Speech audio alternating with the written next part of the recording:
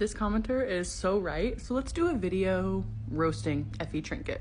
Effie Trinket and characters like her are the exact reason that the horrible oppression of the Capitol is able to survive as long as it is. Because they never question the status quo until it affects them. Effie Trinket is so committed to the Capitol even though they could not give less of a shit about her. She's been the mentor to the worst district for many years, and yet she's still gonna sit and insult some kids when the reality is she's not even good at her job, or else she would have worked her way up by now. She's dedicated her entire life to silly and frivolous hair and makeup, and yet she can't even, lay a wig correctly because in that first reaping day, it goes all askew. So it's like, what have you been spending your whole life working on?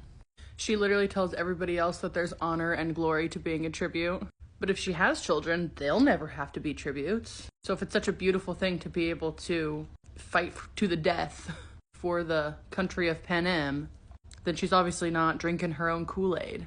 Yes, Effie is very kind-hearted to Katniss and Peeta once she gets to know them, but she's had 5 years of tributes that she has obviously had no connection with, which again seems to be her main objective as a job, is to try to connect and help out the tributes that she has.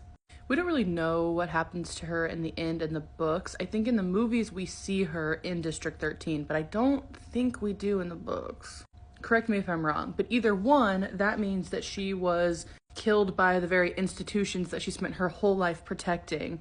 Or two, if she does end up in District 13, that means that whenever it actually affected her, that was when she finally decided to bounce. If we're being kind to her, which in this video we're not trying necessarily to be kind to her, we could say that maybe she didn't have an option to. Maybe at some point before then she became, she had the consciousness, but she wasn't able to actually leave the situation, which is fair. But she could at least stop casually insulting everybody around her if that's the case.